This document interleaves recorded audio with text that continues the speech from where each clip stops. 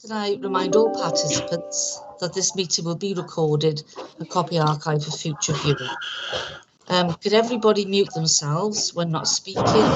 This avoids any background noise. We've got a little bit at the moment, so can everybody mute themselves if they're not speaking, or feedback then when other participants are speaking. If you do wish to speak, can you please put your hand up or use the chat function, or you've got the little yellow hand up as well. If anybody has any difficulty hearing or being heard when you're addressing the committee, can you let either myself know or one of the officers? And if you have a webcam, then try turning that off, as that sometimes that does help with the broadband or Wi-Fi broadband, so at least we can still hear you. It does make a difference at times. So I would just like to welcome everybody to the Environmental Regeneration Scrutiny Committee on Tuesday the 15th of June. I'll go straight into the meeting now. So the first item then is apologies for absence. So do we have any? Yeah, no? Councillor Vince Driscoll, Chair. I think. Sorry, Councillor Vince Driscoll, is it? Okay, yeah, thank you. Sorry, Chair, and Councillor Leighton Rowlands and Stephen Williams are running a bit late, but they'll join us as soon as they can. Right, okay then. Lovely, thank you very much. So the second item are the minutes of the last meeting, which were held on the 18th of May. 2021. Are we happy to agree those minutes? Yes. Okay. Item number 3 then. Sorry, does someone want to speak then? No? Right. Item number 3 then, which is to receive declarations of interest, including whipping declarations under the Council's Code of Conduct. So do we have any? No? Okay, that's great. Item number 4 then, which is the Barry Docks Transport Interchanges, the well tag stage 2, and then this went to Cabinet on the 7th of June. So I think John Dent is going to take us through this report. So John, if I can hand over to you. Thank you, Chair. I'm going to give a brief introduction and then I'm going to hand over to our consultant. Yeah. I was just going to give a reminder, the Cabinet report of the 7th of June was essentially an update to the Cabinet on the well tag process undertaken for the Barry Docks interchange project. We had moved straight through to a stage 2 report, and that's what we have Amy working on at present. And essentially the recommendation of the report was just to note the progress on the stage 2 well tag report and to proceed through to stage 3 of that well tag process, which is essentially a detailed business case for the proposal. Quite recently, we had the consultants who were with us this evening, Paul Beecham and Tony Cahill from AME, present that stage 2 report to what's known as the review group for the well tag study, and Paul is going to redo that presentation this evening for scrutiny, and we felt we would take sort of 15 minutes to present the proposal and then answer any questions, whatever they may be. So without further ado, I was going to hand the matter over to Paul and he can take you through the presentation. Okay, thank you, John. So welcome, Paul. So the stage is yours. Yeah, good evening, everybody. Hopefully I'll share the presentation with you now. Can you all see that? Are you all able to see that presentation? Yeah, that's working fine. That's perfect. Thank you. Yeah, that's great. Thanks. Yeah, that's fine. Good.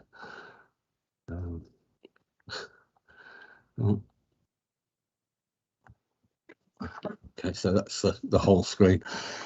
So, as I say, good evening. Thank you for the opportunity to present this to you today. There's a fairly comprehensive outline business case stage 2 report that's been produced, which I believe has been shared with everybody. The presentation will focus essentially on the executive summary of that, and in particular the options that we've identified to take forward to final business case. The work commenced at the beginning of March in 2020. Immediately got caught up, unfortunately, in the COVID pandemic, and there has been some impacts of that that's delayed things a little bit in our work. In particular, it affected survey work both geotechnical surveys and transport surveys, some of which we weren't able to progress and had to find alternatives for, and some of which we're only actually at the point we can actually take forward now. The site, I think you'll all be familiar with, Barry Docks station. They're outlined, you see the rail line running through Barry Docks itself there, and this portion of land to the north. There's the existing car park to the south, the council offices and car parking around that as well. Just a little bit more detail in terms of the layout. The green being essentially the main pedestrian routes, with these internal routes off Dockview Road or the steps down that take you through a subway to then access the station here, or the alternative to come in through from the south, be able to access either the car park or directly the subway that leads under the car park and then up and through to the station. There is a main cycle route here. Obviously, cyclists and vehicles will use all the roads in the area, but these are the main ones that are used at the moment. We were briefed to look at a number of elements. Provision of a new bus interchange, a new taxi interchange alongside that, electrical vehicle EV charging infrastructure for bus, taxi and cars, digital infrastructure that can support information provision, etc., Wi-Fi signals, improvements to the access routes within the station confines. We were also asked to look along Subway Road and some minor station infrastructure as well. To think about whether there was a possibility of a link through to Barry Island from Barry Docks. Additional park and ride capacity was also a consideration. And then alongside all of this, essentially a high-level master plan for the station that would potentially be able to include housing and commercial development. The aim of the outline business case is essentially to support a funding bid to the Metro Plus, it's the Cardiff Capital Region Metro Plus Regional Transport Authority programme 2019 to 22. And within that programme there was already a recognition of Barry looking at creation of, the programme being able to look at creation of interchanges, enhanced park and ride facilities or new and extended metro networks. In terms of Barry Docks, the initial very outline proposal that was put forward was for a bus and rail interchange at Barry, complete with 4 or 5 bus bays, provision for taxis and the potential extension of the existing park and ride site. We're asked to look specifically at 3 options in the tender documents that were produced. Option 1 being a bus interchange located to the south of the station, alongside the Barry Docks offices, with additional park and ride car park to the north. Option 2, a bus interchange to be located south. And the first one including potentially housing or the first one not including housing or commercial use. The second one the same, but including the possibility of commercial or housing use. And then the third being a bus interchange to be located to the northwest of the station, with additional park and ride also located to the north.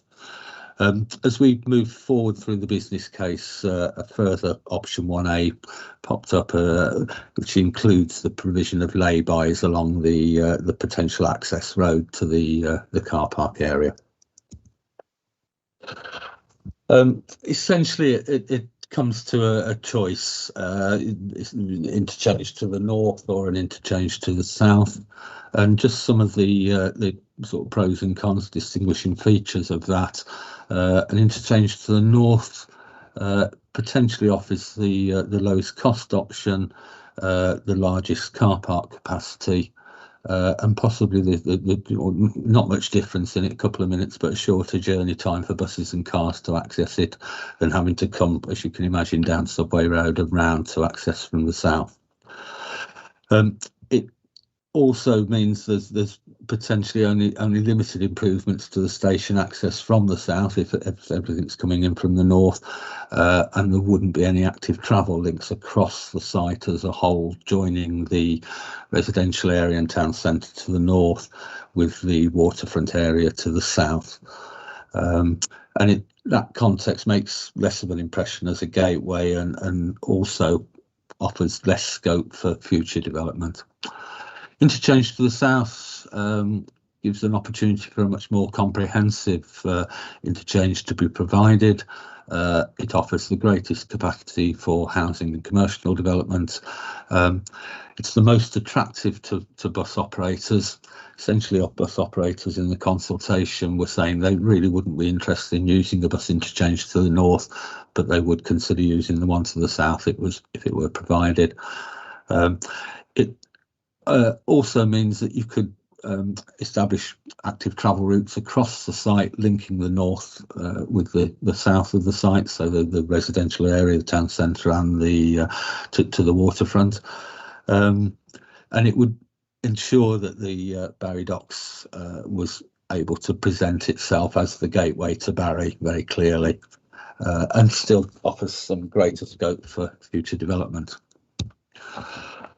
In economic terms, there are slightly greater financial benefits from the option of an interchange to the north than there are to the south.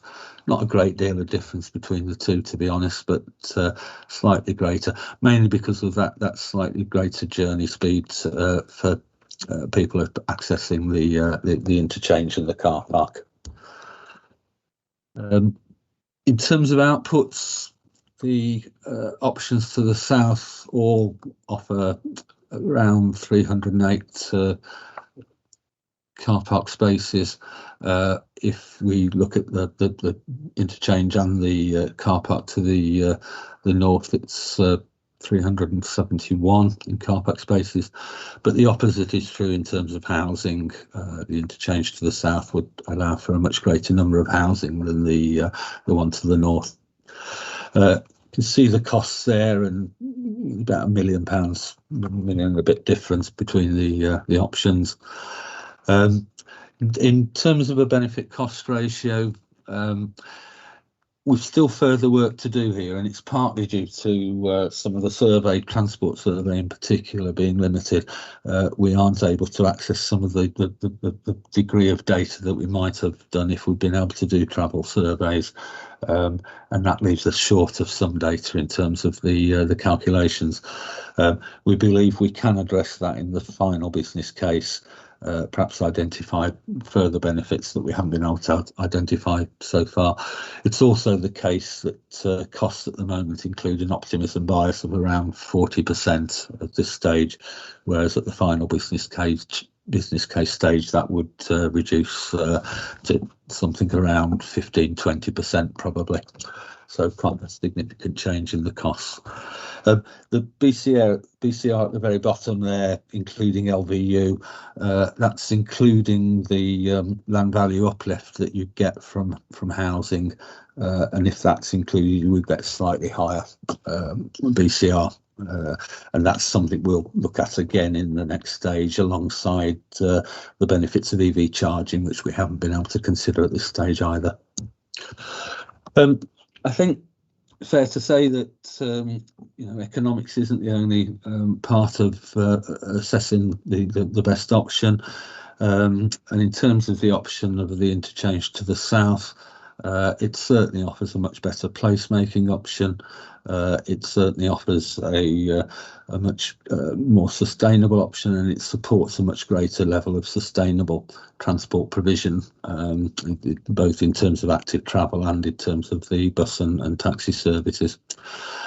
It also takes account better of some of the interdependencies that we're looking for in terms of the links to the north and the south of the station, and some of the developments within the town and within the retail area. And it's also, as I've mentioned already, it's the option that the bus operators are prepared to sort of work with the council on. They're not really interested in a bus interchange to the north in terms of its location not suiting the current provision of bus services.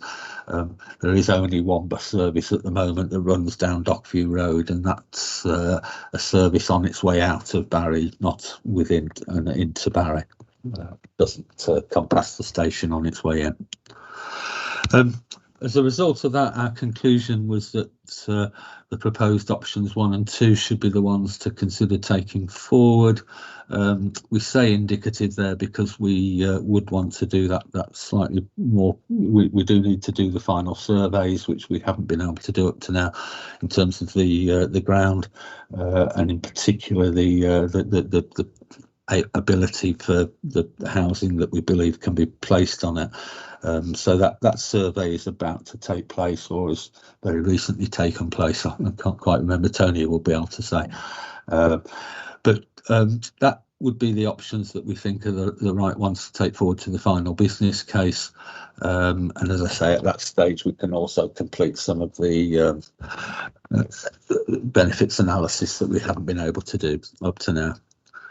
Just to show you what you'd get in terms of those options, there's a master plan there for option 1, which indicates an access road off Subway Road and into the car park area to the north with the bus interchange.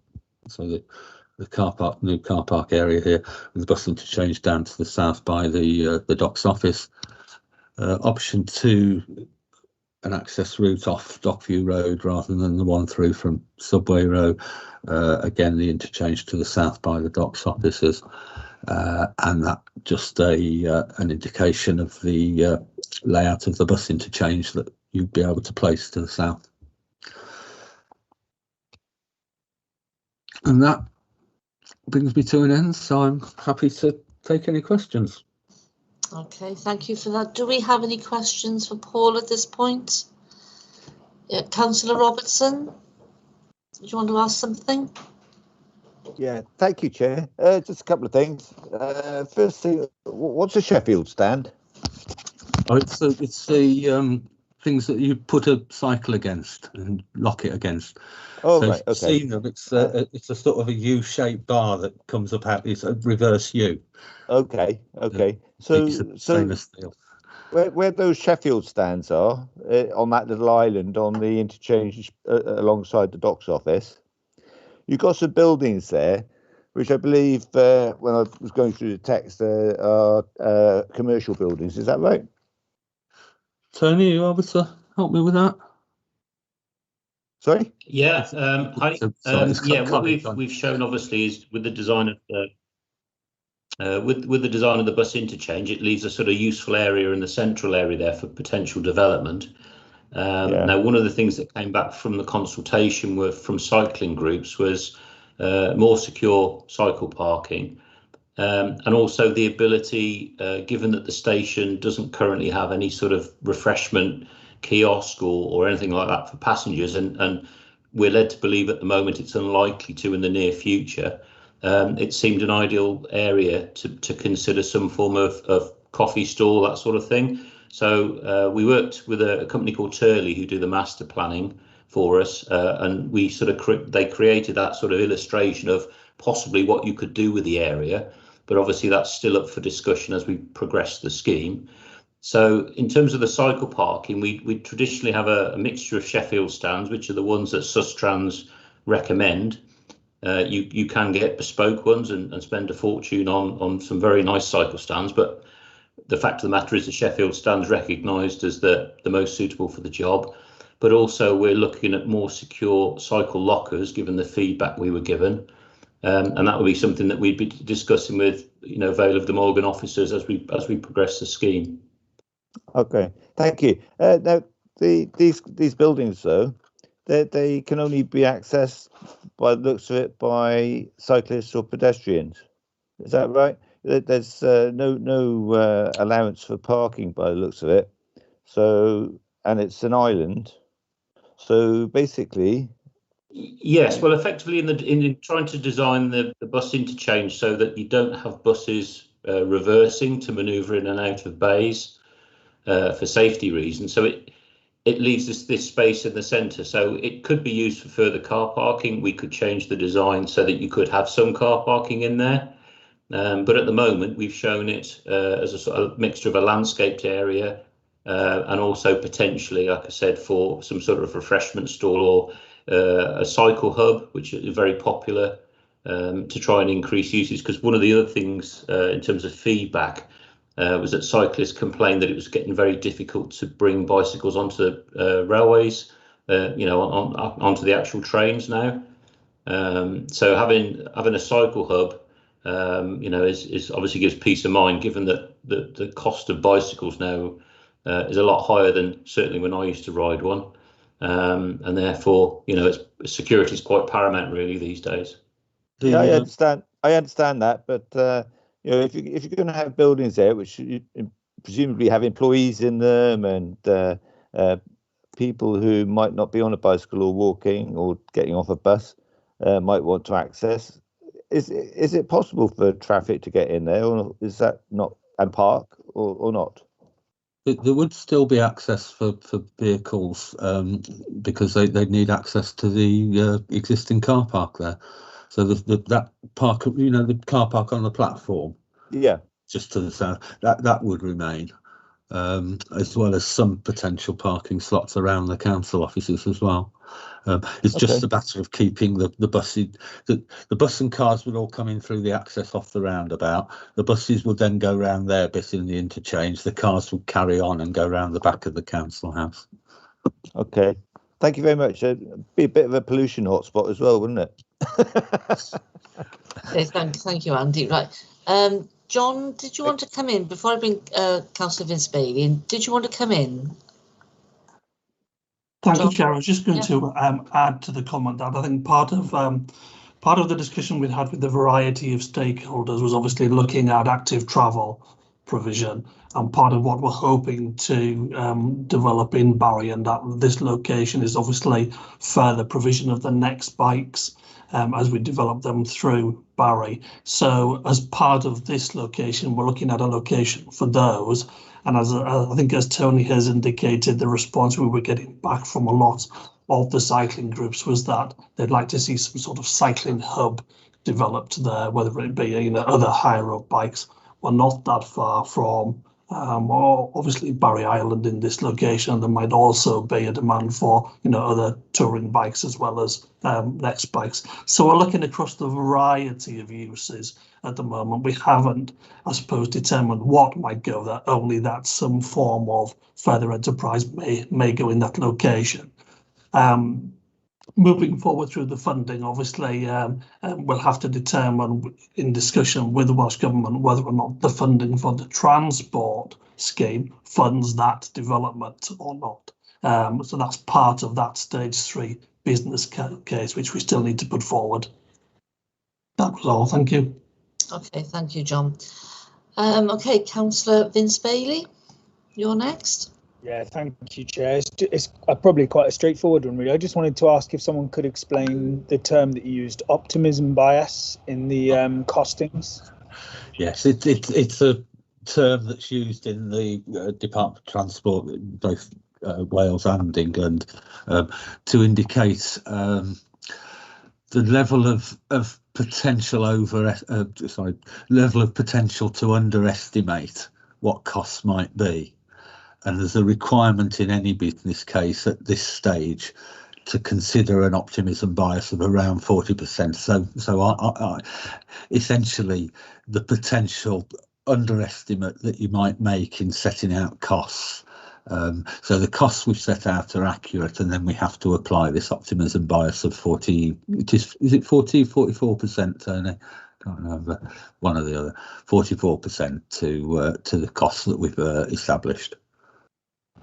So just following up on that, in layman's terms, and I appreciate that standard, I don't question that at all. Does that effectively, in layman's terms, mean that at this stage in any kind of development or plan like this, we're almost, you know, that we're allowing for the fact that it could be 40% more expensive than the quoted figure. Yes. Because that, given one of the factors, as obviously in an early stage with a big development, is cost. We're not really looking at the likely figure if we think it could be as much as 40% more expensive. I just wonder why that would be. It's kind of misleading in a way, it seems, just from a layman's perspective. It's simply a requirement in any business case that you have to take account of that, and those the level of optimism bias is set at around 40% at this stage. At the final business case stage, it will reduce to around 15-20%. So those figures in the presentation of around 6 to 7 million.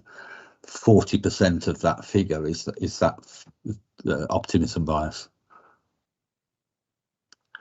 So you're almost down to, it's just over half, isn't it, of that?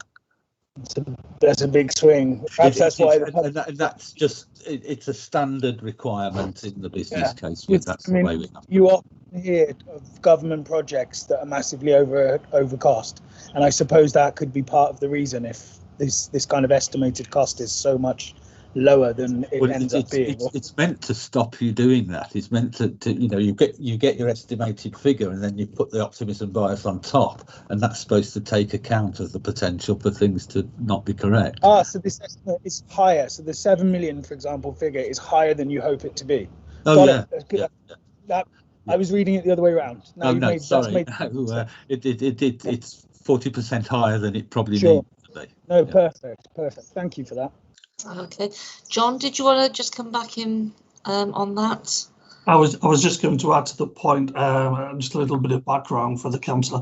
Councillor, the background is really, you'll probably recall that historically lots of large contracts would have put together a price and then they would have added what they felt was a sort of, and they called it a contingency sum against what they felt for things that essentially things that they didn't quite know would happen or not. So they had generally a figure of circa sort of 15% they would just add in to try and cover the risk. What this process does is, I think as Paul was explaining, is the reverse of that. It requires you to set out what you think the risks are around the project at the earlier stages, set a higher price and then reduce that price as you deal with the risks going forward. And that's really what the stage 3 report will do. By the time we get to full funding by the Welsh Government, we should know what the costs of the construction are. We should have all the survey results. We should know what's happening with ecology and whether there's any delay. We should know what the costs of electrification, etc., and the infrastructure will be. And therefore, with greater certainty, we'll be able to indicate what the price is that we need covered by the funding. And that's what it does. It forces you along that route. It's one of the best answers I've ever had in terms of clearing something up. Thank you. We aim to please. Okay, Councillor Michael Morgan, you're next.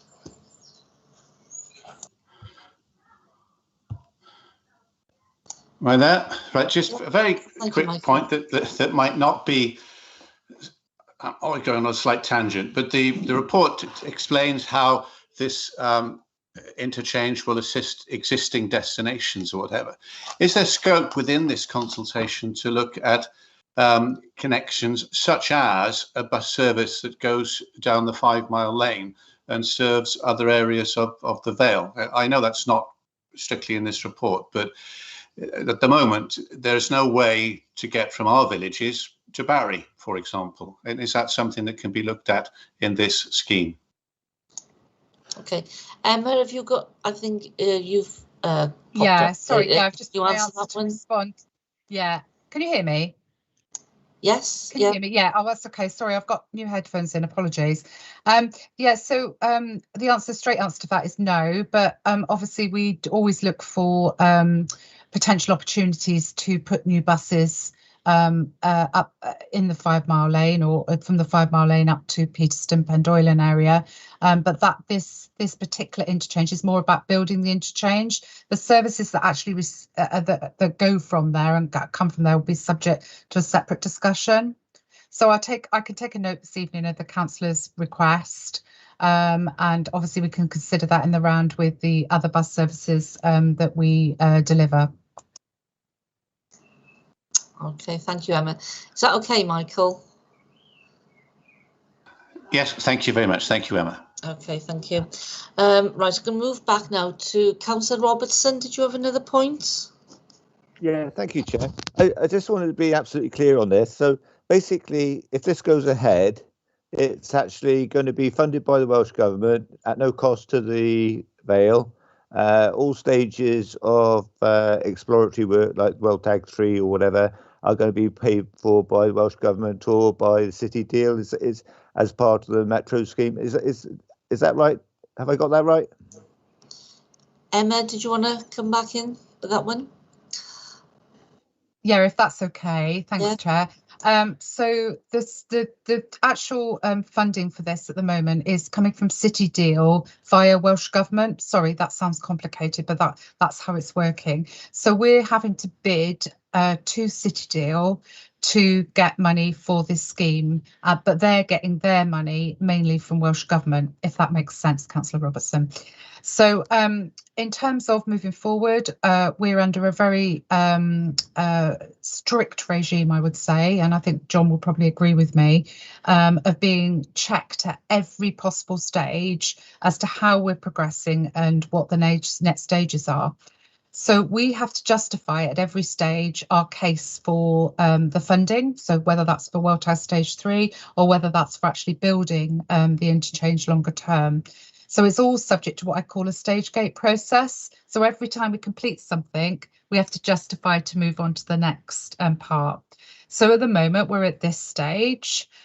Once we're through this stage, we're now having a discussion about the next stage. If we go through the next stage, we then have another discussion. So unfortunately, as you know, the Welltag process is quite a long, drawn-out process. I can't think of a better word this evening, but definitely a long, drawn-out process. It is subject to review, but in terms of where we're going, we have to go through each of the stages and bid into the City Deal each time. I hope that answers your question.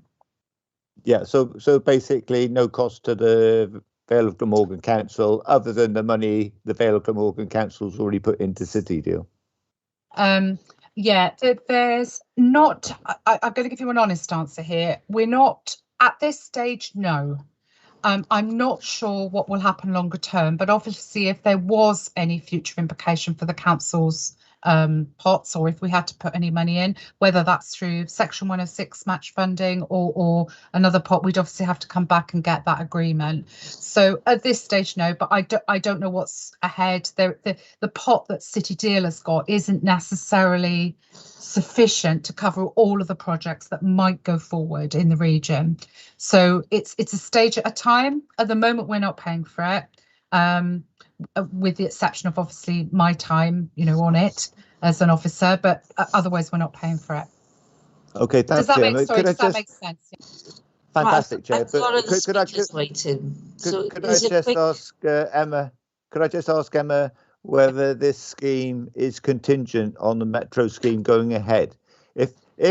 Unfortunately, Mark Drakeford has history on pulling out of schemes, having spent a lot of money. So, if the Metro scheme nosedives, does this scheme nosedive with it, or does it go ahead anyway?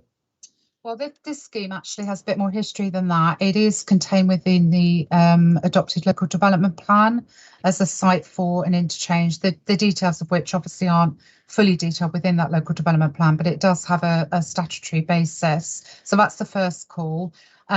It connects into the Metro, but it can also be freestanding. So my answer to your question was, regardless, I suppose, of unless the government's changed the criteria, if they don't want to build interchanges anymore, or which I see as unlikely because obviously it's multimodal. But if they didn't want to do that, then obviously it would be affected. But I can't see it being affected at this stage because it is part of this multimodal, trying to encourage modal shift. So I think it's very much in flavour with what Welsh Government are asking for at the moment. Thank you, Emma. Okay, thank you, Emma. John, did you want to come back in relation to this point? I was just going to add a point to what Emma was advising. I think, as Emma has indicated, the Metro Plus programme and WellTag is fairly complicated in itself. This particular project is a little bit more complicated because our colleagues from Cardiff City region have encouraged us to use what they call a common assessment framework, which requires you to look at not only the transport benefits, but the wider regeneration benefits of schemes. And that was particularly why we requested Amy to do this sort of master planning exercise in this location. Now, whilst we may be gaining money for the transport elements from the Metro Plus programme, we think it's probably unlikely that we will get funding from them to deliver the housing element, the housing benefits shown north of the line. So I was just going to comment to say, as well as discussing the matter with Cardiff City region and the Metro Plus programme, I'm also having discussions with our colleagues in Welsh Government's Regeneration team, because it may be that we would wish to intervene in the market as a council and get involved in the delivery of the housing element of this project in the future. And that may be funded directly by Welsh Government's Regeneration team in terms of land acquisition to give us control. But we're uncertain as to that at the moment, because obviously we still need to have a stage 3 business case showing how it would all work. We still need to do valuations on that land, and we still need to obviously enter negotiations with the landowner to see what his preference is. But the wider benefit would then be twofold. Obviously, the transport element in terms of the interchange, but also releasing that land north of the line for the housing scheme. Okay, thank you, John. Right, I'm going to go now to Councillor Gwyn John.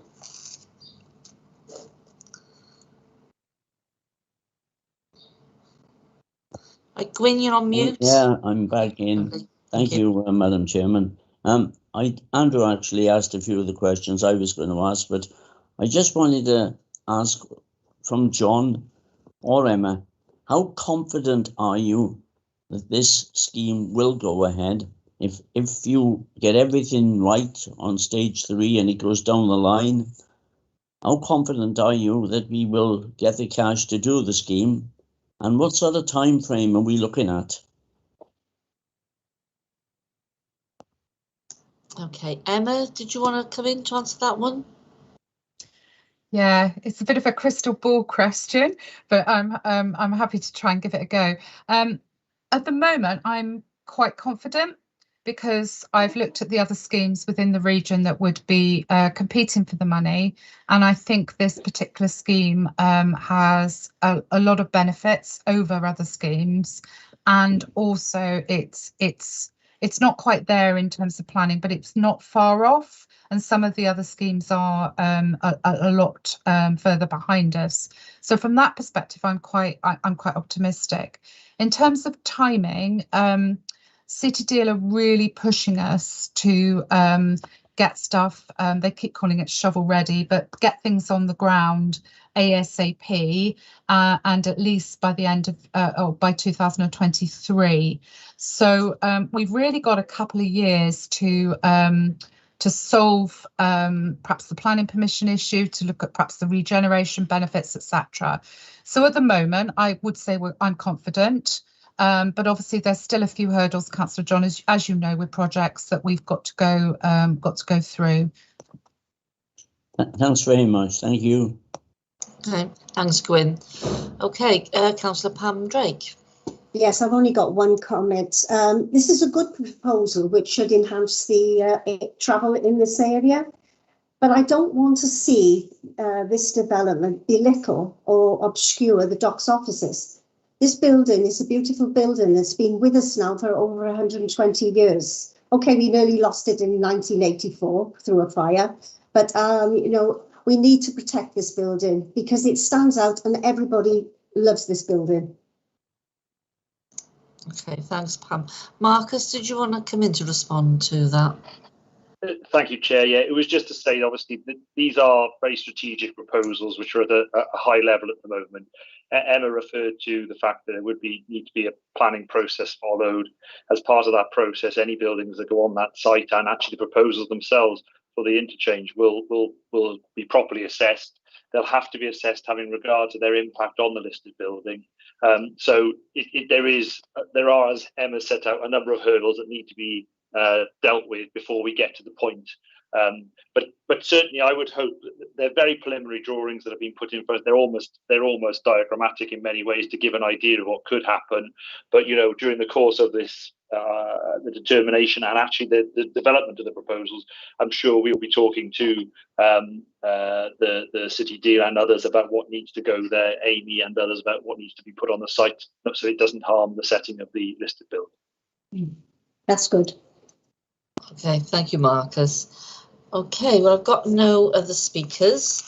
So I'd just like to say thank you, Paul, and thank you, Anthony, and thank you, John, as well, and obviously Emma and Marcus for their input as well. So thank you for answering all those questions. And I think we've actually had a very good discussion around that.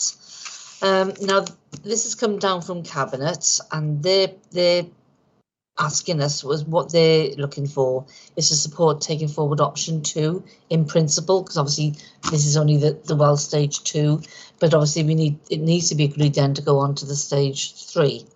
So they're looking at option 2, which is on page 2 in the executive summary. You've got the detail of that there. Obviously it's come to us for consideration. Are we happy to agree that report and agree the recommendation, or is there anything anybody wants to feed back to Cabinet at this point? No? Okay. Okay, thank you very much. Just to sort of note that report and then for our discussions to go back to Cabinet, and we're happy to support that in principle at this stage.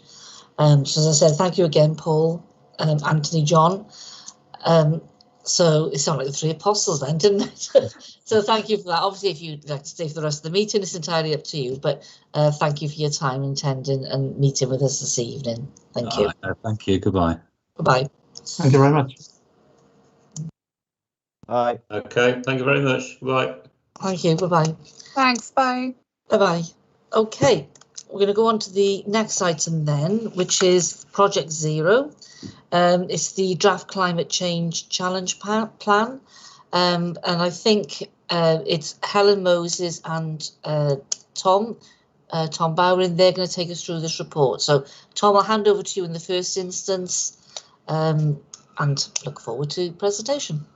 Great stuff. Thank you very much, Chair. Good evening, and good evening to committee as well. We've got a report this evening on the updated challenge plan associated with Project Zero following the consultation process. With your permission, Chair, I'll walk you through a presentation just to give you the salient points. Yeah, that'd be great. Thank you. And if Helen, you could work your magic, that would be brilliant. She certainly doesn't trust me to do it. That's brilliant. Is that showing on your screens as well? Yeah, that's lovely. Thank you. Great stuff. Thank you very much. So this evening, we're going to run you through a very brief recap about what Project Zero is, and also then we'll talk to you about some of the results of the consultation exercise that's been running over the last few months. I'll outline the changes that we've been making to the plan so that committee are aware of the changes, and then briefly what the next steps are for us in taking this work forward. So if we can move on to the third slide, please, Helen.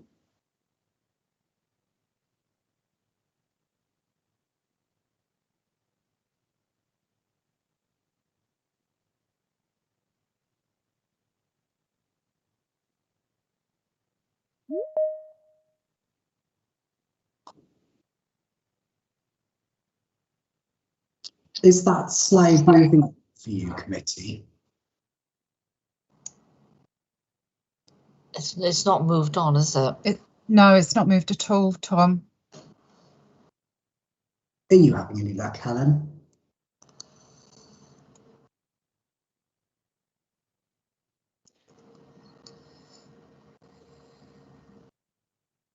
You're on mute, Helen.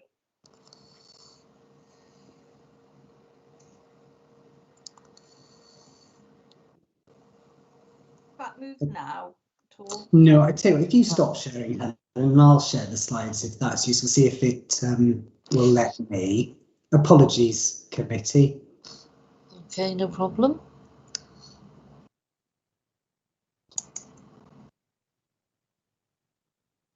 Okay, can you see my screen now? Yes, yeah, we can see that. Great stuff. Okie dokie. And here we go. So committee will remember that we declared the climate emergency at full council in July 2019. When we were here previously, we were talking about the work that has been underway since that declaration, and that this work now is about bringing it all together into one cohesive plan that can look to then meet the commitment to net zero in terms of 2030. The plan is deliberately both internally focused and externally focused. It's got a strong emphasis around the need to work together. And Project Zero, as I say, is our collective response to the emergency.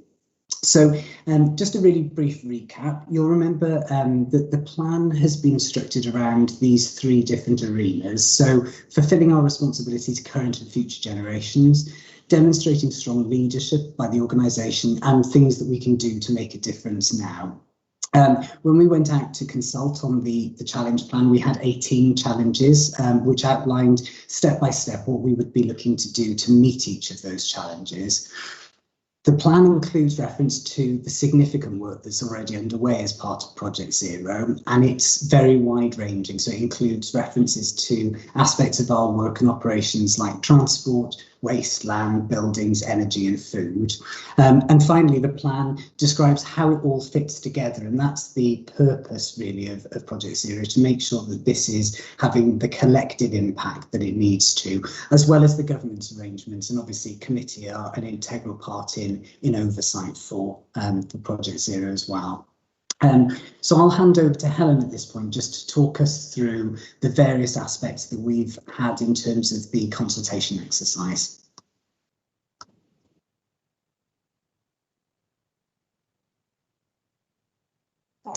Sorry, I'm having difficulties with my screen. I can't see the presentation at all. Oh. Oh, that right, sorry.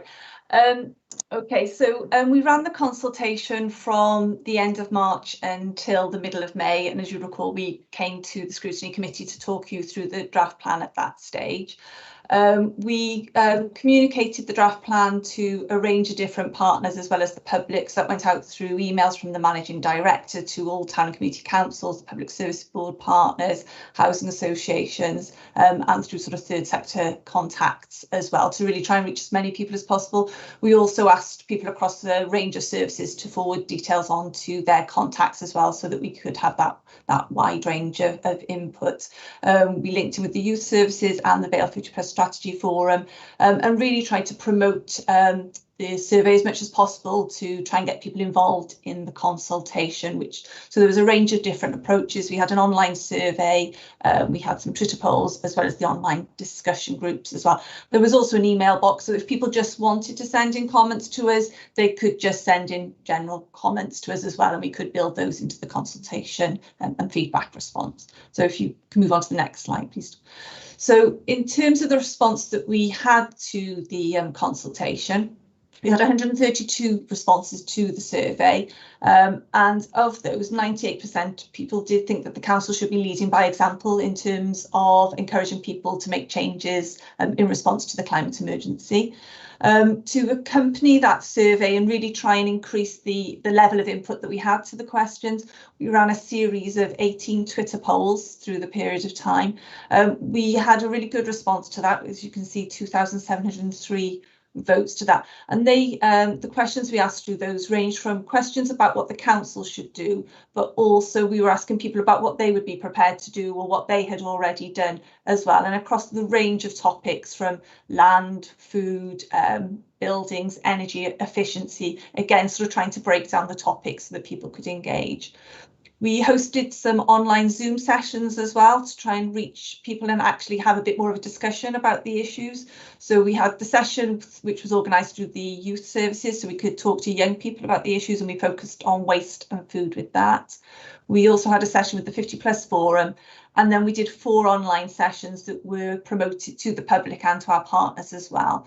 42 people booked on those sessions, and some people attended all 4 sessions, and they were hosted by senior managers. So Emma and Marcus each hosted a session, as did Rob Thomas and Miles Punter. And again, we focused on issues around waste, transport, land, building, and energy efficiency. And we had really good discussion and level of debate, I think, within those sessions as well. So I'll just go through now some of the key aspects that came out through the different forms of consultation that we've brought together, and then Tom will take you through the actual changes that we've made as a result of these to the plan. So in terms of around the theme of food, this was actually quite a strong issue in terms of the discussions and the responses that we had that people were interested in.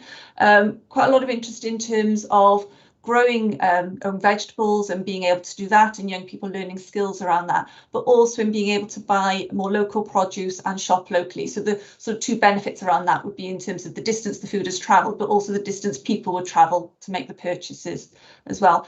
People are also interested in having more information about the environmental impact of their food choices, so they could understand a bit more about what they were eating and what choices to make, and understand a bit more about the full costs of those choices. And actually people felt that the council did have a role to play in encouraging people to think about food as well. So in terms of the Twitter poll, you can see that 73% supported the council being involved in that, and the other details there really sort of give you an indication from the survey results in terms of 89% of people saying they'd be interested in buying local produce from local suppliers, and people being interested in sort of thinking about planning their meals and reducing waste, and also 67% of people saying they would be interested in possibly looking at a more plant-based diet. In terms of the buildings issue, again, there's quite a bit of discussion around this through a number of the discussion groups and through the surveys. A lot of this related to some of the planning policies that might be put in place and how that would support more sustainable buildings and consideration of the environmental impact of new developments. People were keen that the council would work closely with developers to ensure that those new developments were sustainable and took into account things about green space and access to public transport as well, and that there was very much a holistic approach to the planning and the way that we approach that. There was also quite a bit of discussion about not just thinking about new buildings. So, for example, when we were talking about council housing or 21st century schools, but also thoughts about existing buildings and how they're maintained and what their use is as well. So there was kind of focus on both the old and the new as part of the agenda in terms of that as well. But as you can see, there was quite a lot of support in terms of the council taking forward improvements to its own buildings there as well. Sorry, Tom, next slide. In terms of some of the discussions around land, again, a lot of support for focus in terms of the council taking forward work around the green infrastructure plan. And the response that we had from Natural Resources Wales was very keen to see the links made between issues around nature and the climate emergency, and thinking about the natural resources and their role really within sort of thinking about the environment, thinking about well-being, and thinking about sort of future needs. Discussion again about support for tree planting, and again linking back to some of the discussions on food about allotments and community gardens and people being involved in some of those projects. I think it was through this committee that concerns were raised about sort of flooding and coastal erosion, and that's included in the plan as well. And again, a constant thinking about the green space across the Vale. In terms of the feedback that we had around the waste side of things, again, support for more information about how we can encourage behaviour change. So linking back to some of the things about what we buy and how we dispose of products. Quite a bit of discussion around that in terms of thinking about how we can repair and reuse products as well, rather than just thinking about how the council will deal with them once they get within the waste stream. And quite a lot of discussion in the focus group on that around sort of community projects and their role within this as well. So they were keen to see the council do more signposting to community projects and things like repair cafes, as not just sort of council services itself, and just having that more information being available. Within the discussions that we had with the young people as well, they were very keen in terms of the reduction in single-use plastics and what could be done across change in behaviour really within the community, and they were quite keen to get involved in some of that work as well. To the next slide then, please, Tom. The transport discussion, there was quite a lot of discussion at the group and through the feedback we've had through the survey and Twitter polls around active travel and sort of safer travel, to encourage people to not use their cars but to walk or cycle. So that's sort of been a slight change that we've made within the plan now, about the connectivity of our cycle routes as well, but also support for looking at alternative vehicles. But I think one of the underlying threads in some of the discussion is about reducing the number of cars on the road. And as you can see in terms of the figures here, there's a lot of there's indication from people that they would change their behaviour if there's sort of more opportunities through active travel and public transport. And then some of the feedback that we had around energy efficiency and sort of thinking about more renewable energy sources. Again, there was support for the council taking a role within that, about how we can provide information to residents about changes that they can make to be more energy efficient in their homes, and about how we can work with developers on new requirements in new buildings as well to encourage energy efficiency, and really about exploring the new technology and innovation around in terms of thinking about fossil fuels and what may be available to us. And then the next slide, please, Tom. And then just some of the general comments that we had in terms of those that did engage with us through the consultation exercise. There was a lot of support for the council being ambitious within this agenda and for very much about changing the way that we work, but also encouraging that behaviour change for people around their transport choices, around waste, as I say, and through sort of building and land use. The links, as I say, between climate and nature emergencies, and about how we need to involve young people within the work and work with schools as well in terms of their role within this side of thing, and sort of really getting people's understanding at a very young age about the importance of the agenda. And then just those final figures there really sort of, I suppose, clarify the support that there is for the council taking a lead in this area of work and thinking about the environmental impacts when we make spending decisions. So 98% of people who responded to the survey did think that that would be important. So I'm going to hand back to Tom now. Thank you, Helen. I don't know whether, Chair, at that point, anyone has any questions, or whether you'd like me to move on to the changes that we've made in response to the consultation. Well, I think it might be worth taking, if anybody's got any questions around those responses that we've received in. Gwyn, did you want to come in?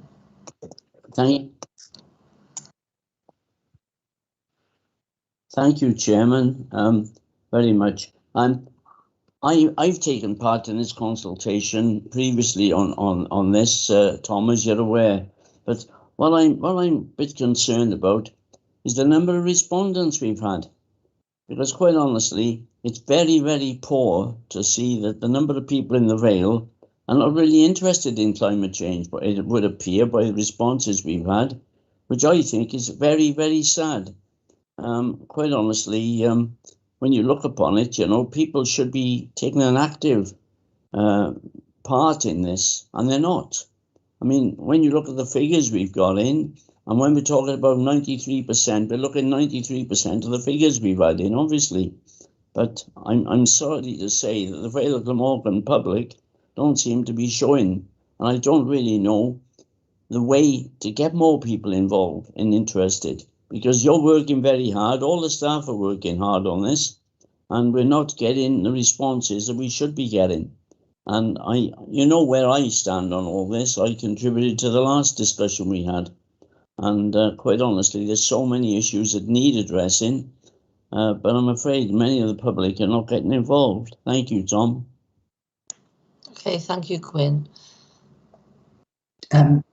Do you want me to come back at that point? If you could, please, yeah. Of course. Thank you, Councillor John.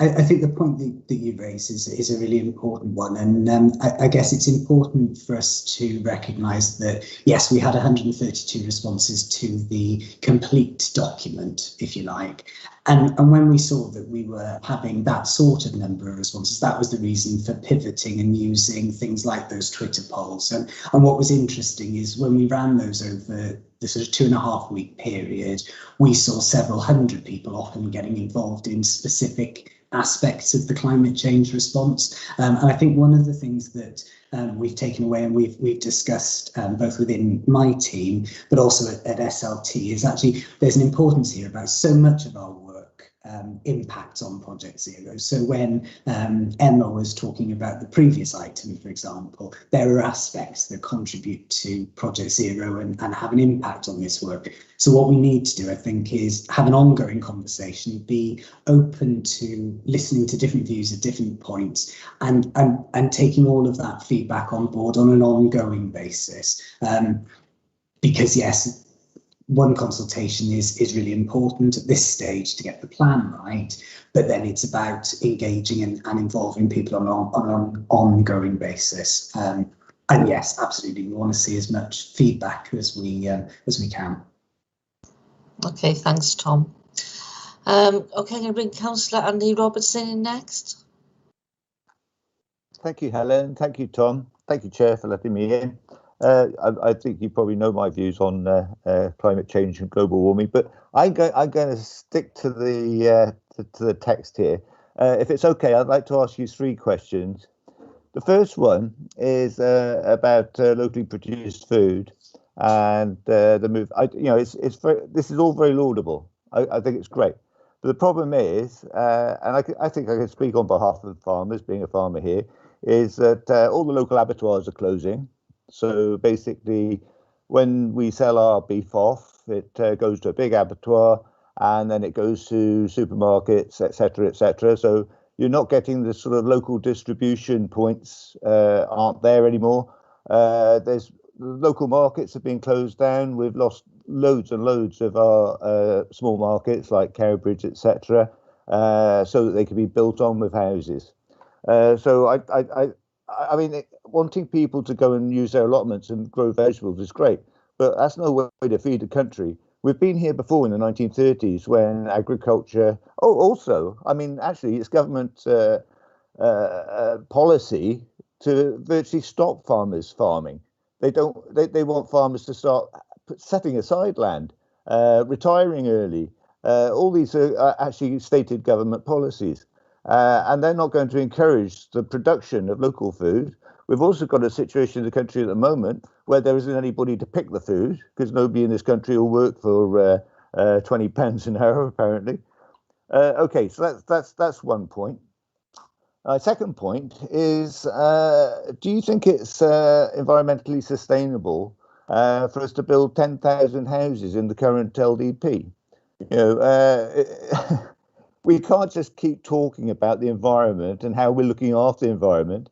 And then in quite a small county, which is the Vale of Glamorgan, during this LDP, we've been told by the Welsh Government to build 10,000 houses. Okay, that's. I just wanted to know whether you think that's sustainable. But my third question, or third point, is how do you quantify the levels of CO2 in the Vale of Glamorgan, given that CO2 doesn't stay put? And how are you going to know when you reach your 0 point? Thank you, Chair. Thank you, Andy.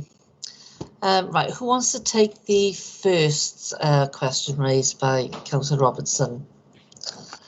If perhaps I start, Chair, and then Helen may want to come in. I think the points that the Councillor Robertson raises illustrates the kind of interconnectivity of these issues, especially around food. So it's for us, I guess, it's not just a simple case of more allotments for individual residents to be able to grow their own food. That's part of a mix of different approaches where support for local food production and food distribution, as well as retailing of local produce is important, alongside giving people the opportunity to grow in community gardens, in community allotments, alongside things like fair share facilities, where we're seeing the redistribution of stock from supermarkets that would otherwise go to waste to families who may not be able to afford to buy food. So I think food is a really good example of maybe one of those things that needs a multiplicity of different approaches in order for us to tackle the emergency that we're trying to through the plan. I don't know if you want to add anything to that, Helen. No, I think, as you say, it was one of the things that was quite an interesting part of the discussions that we've had and through the feedback, and as you say, I think now it's starting to think what our response is, but recognising that connection. And I think again that food waste issue and that understanding really a bit more about where our food comes from and the impacts of our choices on the environment overall is something that people were quite keen that we took forward. And again, some of the feedback was very much about us having to make some very radical and ambitious changes to meet these targets, but also some of the small changes that people can make maybe along the way as well that all contribute to that change.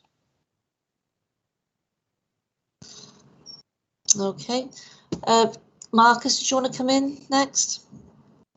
Thank you, Chair. Yes, it was just really quickly to add to the point around markets and facilities, if you like, that aid farmers to sell their produce. Obviously, Cowbridge has now gone. Cowbridge was unfortunately not in the right location for a modern market, cattle market facility. It has stopped selling cattle just about the time of the foot and mouth issues in 2000, when it couldn't meet hygiene standards following that.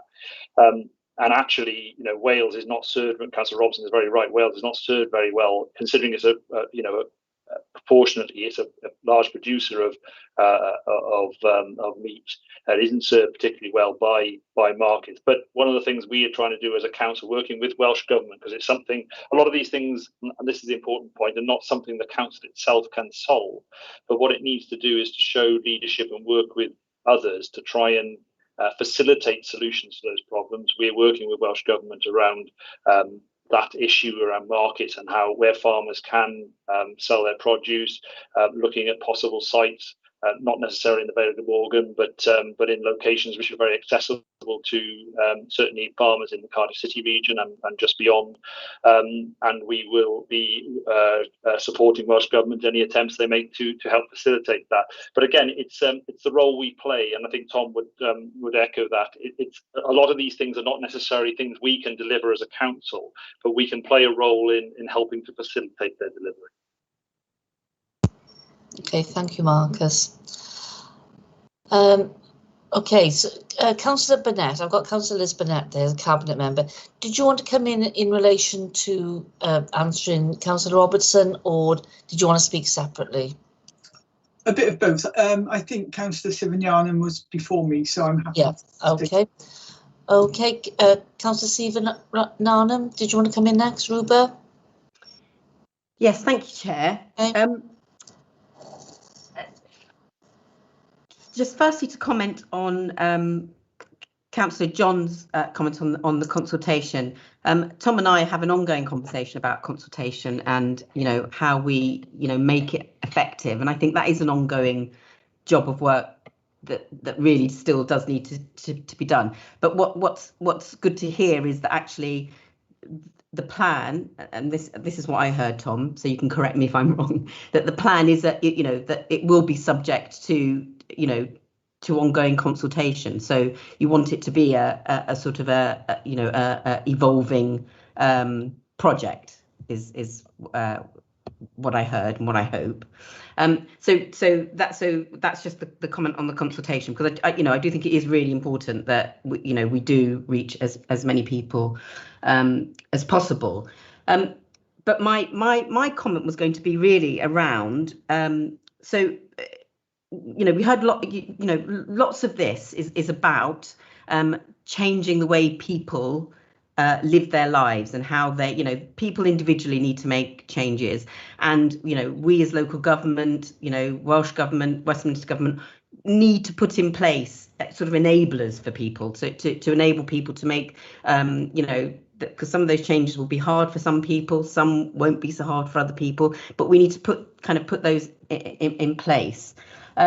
So one of my questions really was, given that the project will sort of permeate all that we do in the council, in Penarth, take Penarth in particular, obviously because I'm a councillor in Penarth, but I hear from lots of groups. I hear from the town council, for example, around making the Penarth High Street, the centre, sort of a welcoming space, a sort of a green space, if you like, which would it mean, you know, fewer cars, more pedestrianisation? And I'm just really wondering, sort of, you know, whether as part of this project, a part of the Zero project, you know, we can really look into, you know, those kind of ideas. So, because obviously that would mean, you know, we'd need to do some, you know, some studies about footfall, about, you know, how people are coming into Penarth, how we can change that, how that, you know, will positively affect some businesses, may negatively affect other businesses,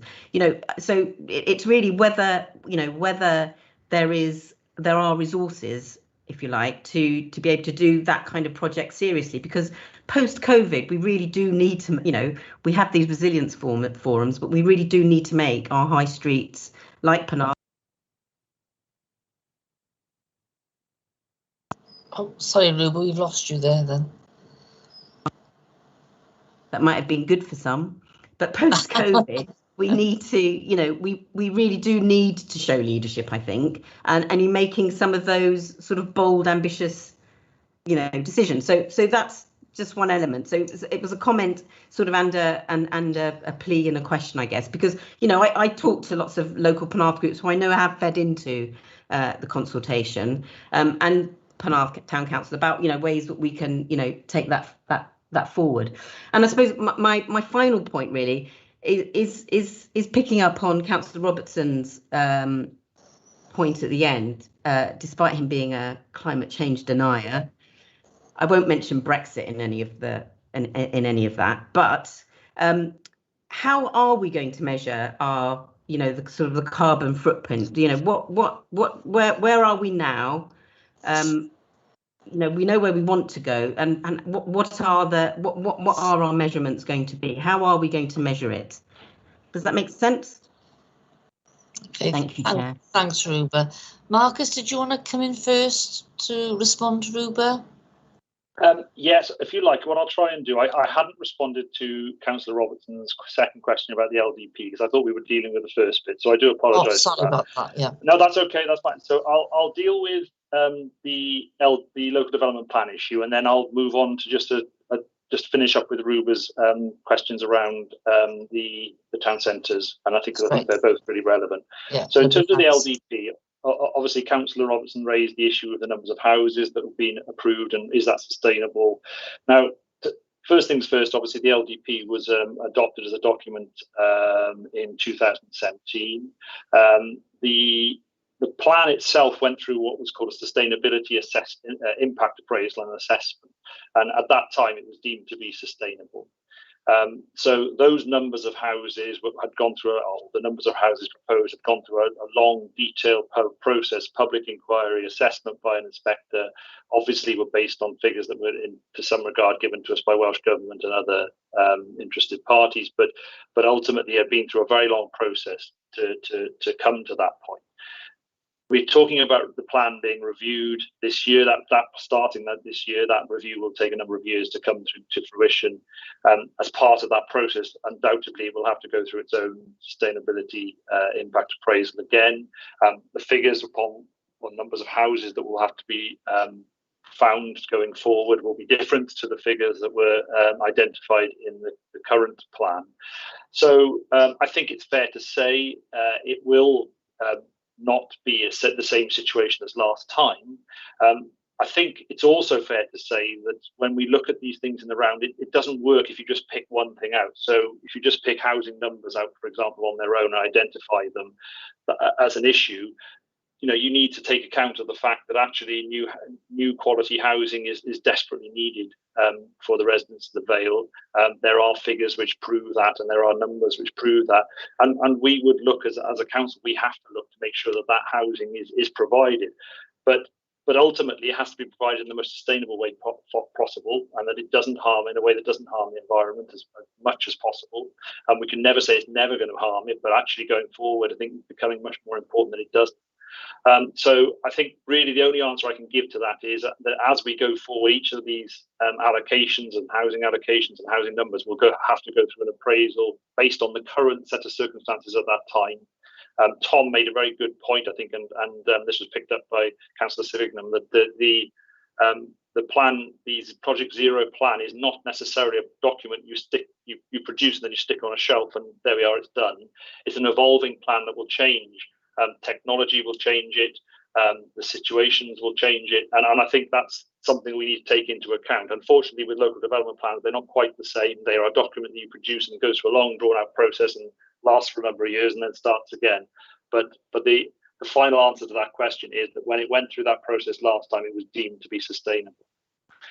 If I move on to the next question around town centres really quickly, it's a really good point. Town centres have been identified clearly by Welsh Government and actually by national government as if you like, a flashpoint post-COVID, something that needs to be dealt with, and that their sustainable future is something we need to consider.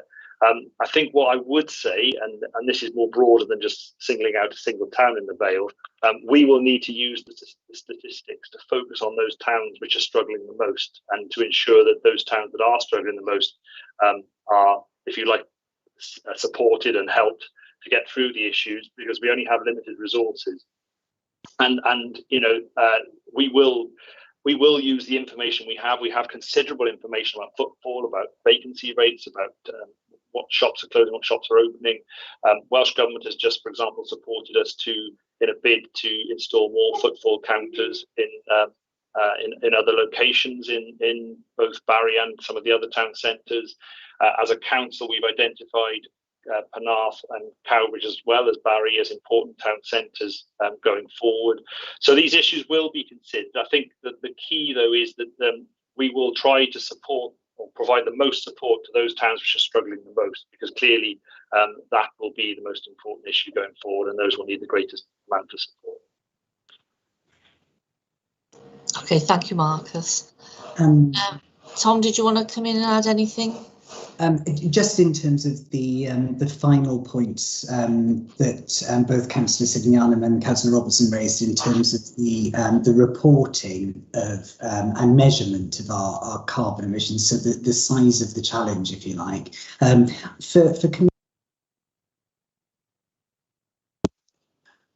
Apologies, for committee's information, I just put in the chat the link to the very recently published Welsh Government guidance in terms of how we should go about measuring both our current baseline in terms of emissions, also looking then at things like the mitigation potential that different actions take, because you'll note within the plan there are a myriad of different actions. Some will have greater impact in terms of our overall carbon emissions than others, and will help prioritise activity. And thirdly, to understand exactly what that size of that gap is for the whole of the public sector estate across Wales. So we've convened an internal group of officers from across the organisation who will be involved in this because clearly it spans all of our operations. We're working through the guidance currently to look at getting that baseline information and data pulled together, and we very much see that evidence base came through very strongly from the consultation. It's also come through very strongly internally about needing to understand what are the things that we can do that will have the greatest impact under our control. So that's the approach, just to answer those final points that members raised. Lovely, thanks, Thomas, and that's really useful. So thanks for putting that in the chat. Okay, Councillor Burnett, I'm just going to bring in Councillor Stephen William first because he's a committee member before I bring you in, if that's okay. So Stephen, over to you. Thank you, Chair. It was really to bring up a point which is, for me, that the whole thing here is all about paying attention to housing projections and the importance of perhaps, and I don't want to sound like I told you so, but I think that the point has to be made here for good decision making in the future. One of the things we argued a long time ago when talking about the LDP was that it should have been led by housing projections. Obviously, my group had a different opinion. We said 6,000, the council sort of higher numbers, but the figure that Councillor Robertson was talking about was basically, agreed after discussions between the council and the inspector. And I mean, the Conservatives at the time, well, just before the LDP was passed, said no housing without infrastructure. Well, then they voted for it as soon as they got elected in 2017. So I'm sorry, but Councillor Robinson, you've only got yourselves to blame for that.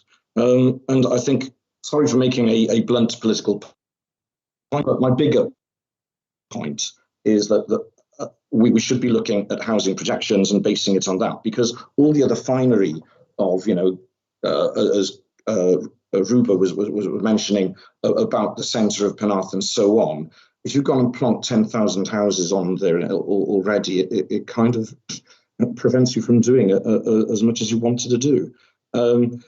So I think we should have got the figures right in the first place. Could you let me come back on that, please, Chair? Yeah, Chair? but hang on. What I don't want now is a big discussion. I'm not going to open up for a full discussion on housing quotas. I'm not going to do that. The LDP is a separate issue. It's under review. We've already heard that from Marcus. So I will let you come back in briefly, but I don't want to let this whole report, which is about an awful lot more than just I totally housing. agree.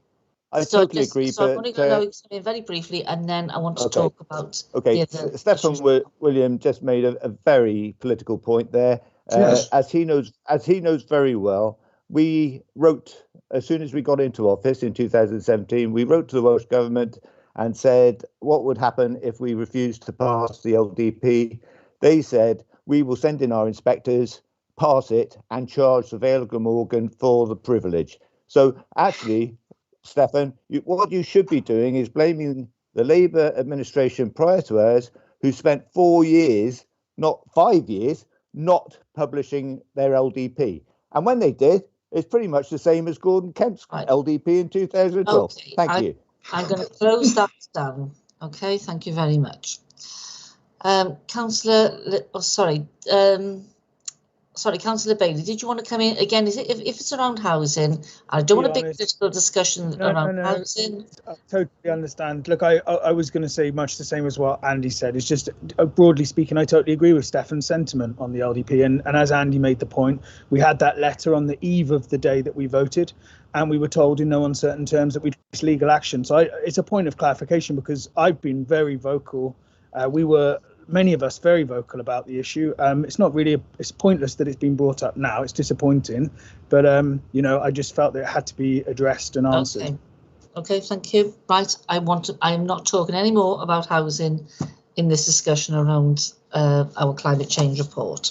Okay, right, Councillor Liz Burnett and Cabinet members, did you want to come in at this point? Yes, thank you, Chair. I'm here today as well in representing the leader whose report it is. So just a couple of points, really.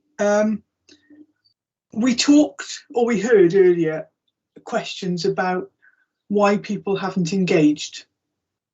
And Tom said that when we sort of broke it down into Twitter polls about particular topics, then people did, because to use a phrase, for many people this is in the too big box, isn't it? There are so many facets to this. I mean, we've just seen that there are so many facets. It allows it to be railroaded in all sorts of things, and if we want to know why people get switched off, I think we've just seen it. We have to be very, very serious in our roles as community leaders here to help people in our communities to become engaged in this conversation. And I can give you an example. The other day, lots of people were talking about No Mow May, and the councils embraced that fully, and the amount of the difference between what you do with playing fields, what you do on sides of roads, what you do in meadows. And people want to understand that. So I just stuck something out about what were people's views. 21,000 people engaged. And it's that sort of thing that we as leaders, we are, every single one of us, whether we're within the executive or whatever, we are all community leaders and we all have a role to play. But things are changing, as Marcus said about the ex-market in Cowbridge. Times have moved on. It's really important, if we are going to support businesses, agri-businesses, and provide the right types of local food in the right places for people, then we need to support the agri-food industry in the Vale. And that is what the proposals, that's why we're working with other local authorities, with farming unions, other people, to look at what that looks like. And we're engaging with Welsh Government, and hopefully there'll be a conversation soon with the Minister. These are the serious questions that we have to take forward, that we have to start talking about, and we have to start talking to local people, and then we have to start listening. So, on that, this is just too big an issue, really, for us to use it to try and railroad into other topics. Can we please have sensible conversations with the public of the Vale of Glamorgan? Thank you, Chair. Okay, thank you, Councillor Burnett. Helen, did you want to come in? Yes, it was just to pick up a bit really on the engagement side of things. So as you said, the survey was only one part of the overall consultation, and we were a little bit disappointed in the level of response, but we also knew that it was quite a big ask in terms of asking people to look at the plan and respond to that survey in full, but it felt that that had to be one part of that consultation. As you say, the discussions that we had, in terms of the online discussions, worked well, where we broke it down into different themes, as we did with the youth service work and through those Twitter polls. We've the Public Services Board, which, as you know, has also signed a climate emergency charter. We've got a group that looks at both asset management and climate change issues, and we had a meeting of that group yesterday, and the discussion there was very much about the engagement and getting information out to the public, but also to staff across all our organisations as well, so that they understand why we need to make the changes and the impact of those changes. That's something we're looking to develop with our partners, and again using some of the information and the evidence about what has the most effect and what causes the most emissions. So we're going to be taking that forward, and Natural Resources Wales, who are part of the Public Service Board, are very keen to work with us on that as well. So as you say, we're trying to break it down into, even though it's a very large subject, how we break that down into manageable elements while still enabling people to understand the connections between the different choices that they make. So just to really build on that fact that it is very much ongoing work. Thank you. Lovely. Thank you, Helen. And I think that's a really important point. I think we all know if you break it down, people understand, and people have got specific interests, haven't they, in particular areas more than others, and that's human nature, and that's right, because all of us make a whole. And so with all those different interests there, you know, for instance, we did No Mow May along with lots of other local authorities, and it was there were some really positive responses around that. It's one element. It's an element people can understand simply, and it's on your doorstep, and you can see that visible appearance of the benefits that brings. So, and it's these bite-sized things. You know, you go down to the new train carriage on the Goods Shed, and you've got a small business there making items. You've got there's a jewellery shop there. They're making it there. You've got the children's clothing, and she's, you know, walk past this Saturday and you can hear the sewing machine buzzing away because she's actually making that. That's all part. All these small type of businesses are all an important part, as well as the strategic corporate plan that we've got here. These are vital elements of that. So thank you for that. And I think it's a very timely reminder. Okay, I've got no other speakers. We do have some recommendations there on page 2. The first one is that we consider the revised draft climate change challenge plan.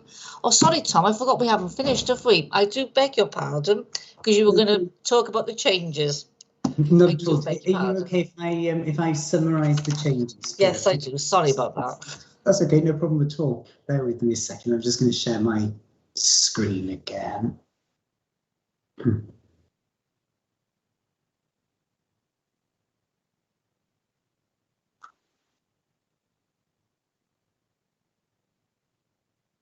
Is that sharing for you now? Yep, that's lovely, thanks. Okay, great. So in terms of all of that consultation feedback, we've made a series of changes, which I'll run committee through briefly now.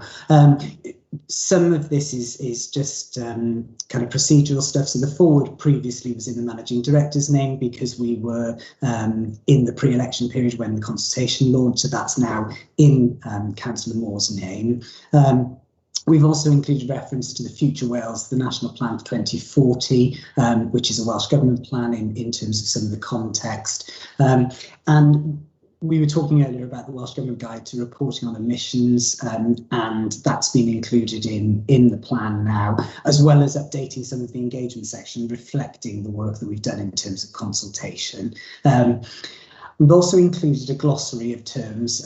Some of the things that we talk about in Project Zero in this challenge plan are quite technical terms, so we want to make sure that it's accessible as possible. So that's some of the key changes overall. And then in terms of looking at those three arenas, so demonstrating strong leadership, here we've included a reference around engagement to link that nature and climate change work that Helen was describing a little bit earlier. So there's a stronger reference to community projects and ambition in that area now. We've also included an emphasis around the importance of reporting on the impact of changes so people can see the difference that we're making, and also the signposting for information. That was a really common refrain through all of the consultation methods, that people wanted to know how they could do better things themselves. We've reworded the action around setting meaningful targets towards reducing our negative impact on the environment. So that's going to be learning from the results of that reporting, and also reflecting in terms of the influence, the importance of industry and community groups alongside town and community councils, community groups and the third sector. So they were some of the changes within demonstrating strong leadership. In terms of fulfilling our responsibility, like all of our corporate or strategic level plans, these don't necessarily get listed in terms of challenges or actions in order of priority or preference, but sometimes it makes sense to group them together. So we've done some presentational changes. We talked to committee previously, and Marcus referred to the Green Infrastructure Plan earlier this evening. So we've looked at rewording that challenge now to reflect both green and blue space, so the physical environment and the waterways as well. So we've made the Green Infrastructure Plan one of the actions that would be taken in order to meeting that particular challenge. There's a new action that has gone in as a result of the consultation to reflect some of the feedback in terms of planning that we've discussed. So that reflects sustainable redevelopment of brownfield land in appropriate locations, utilising the existing LDP and reflecting obviously the review that is commencing this month. We've changed the word for changing the wording rather for the challenge around transport. So achieving a modal shift away from cars is given the emphasis here, and also then reflecting the work that Helen was talking about earlier in terms of increasing active travel and improving the transport infrastructure. So again, reflecting people's comments that if we can do that work, they're more likely to access it. And we've also then added reference to supporting local business to the wording of the challenge around economic growth as well, reflecting back on some of the comments, for example, that we were talking about in terms of food production, for example, earlier. In terms of food, we've made a number of changes here. So we've reworded the action around working with the Public Services Board and Food Fail to implement Move More Eat Well, which is the public health plan to promote buying local produce and shopping locally, and Helen described that earlier. We've also included a new action around the impact that our Big Fresh catering company, which serves nearly 2 million meals a year, and they are committed to taking further steps to reduce their impact on the environment. So we think that's important to reflect. And also new action here around working with community groups and through the Green Infrastructure Plan to encourage people to grow their own fruit and vegetables, as we've discussed earlier. There aren't any changes to the actions or challenges associated with flooding or the coastline. In terms of waste, we've amended the challenge here to read reducing waste and put in place the necessary facilities, services and awareness raising for a more circular economy with a strong emphasis on reuse, repair and recycling. That's in response to the feedback again, and especially that came through very strongly when we were talking to the youth group around the importance of reuse, repair as well as recycling. And we've also made some changes to the actions to include promoting signposting to community projects and developing campaigns to change people's behaviour, examples including reducing single-use plastic. In terms of energy, we've added an additional action around, again, providing more information about being energy efficient in the home, including raising awareness about grants and schemes for homeowners and tenants. So again, that kind of community leadership role being reflected within the plan. In terms of the making a difference section of the plan, there aren't any changes proposed around procurement, council housing, schools, our buildings and assets, staff travel and our fleet or technology. So that summarises the changes we've made to the plan, Chair, in response to the consultation process.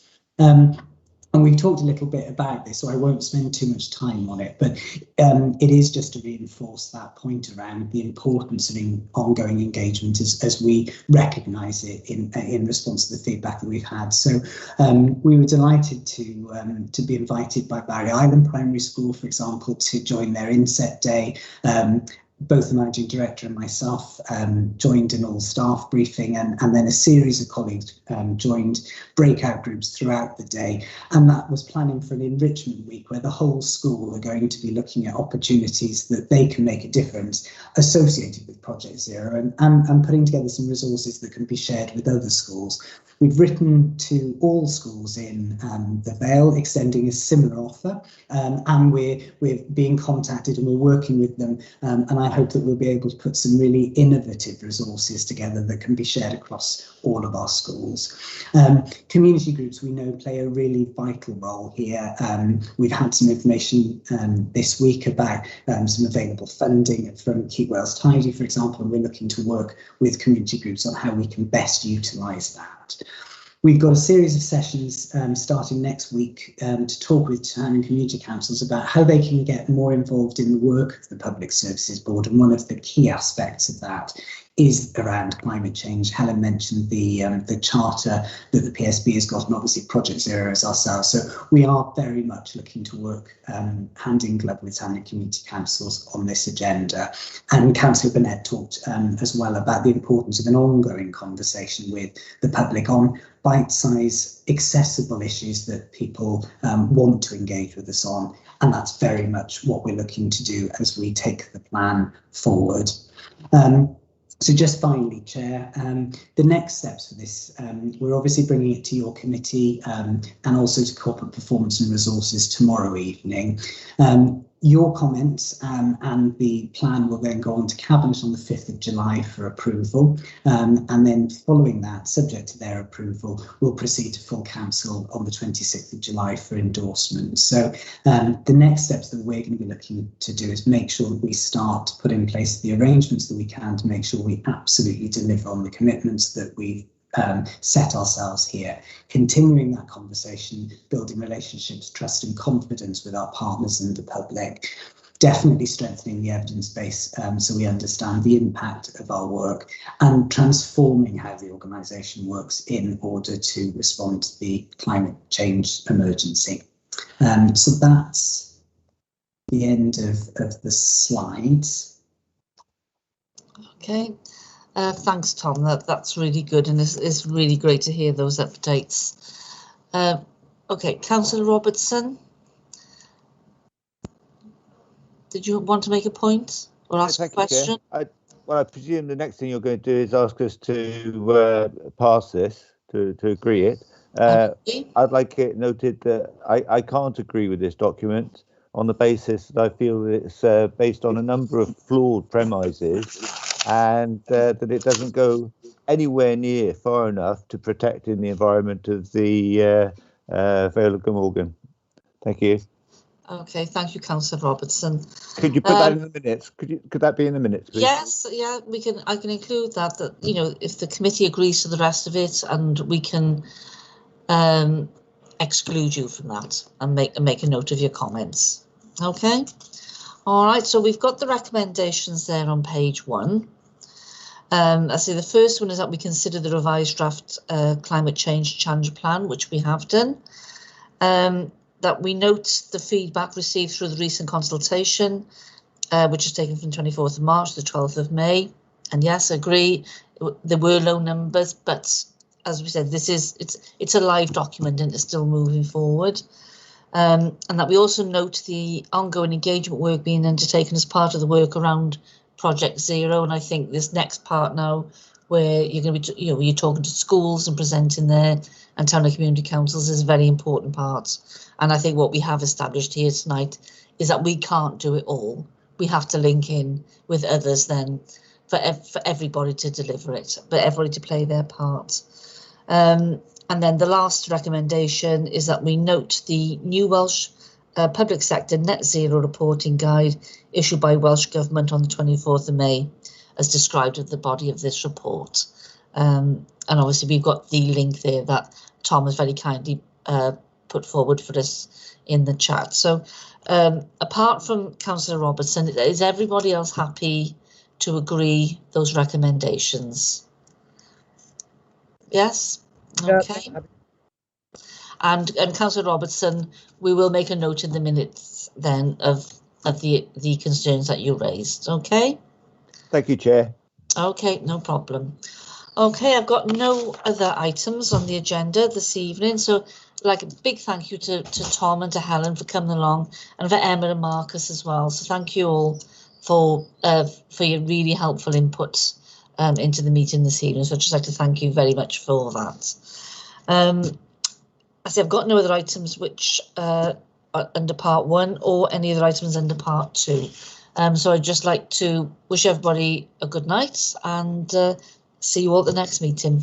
Okay. Night, Chair. Thanks, Chair. Thanks, committee. See you soon. Bye all.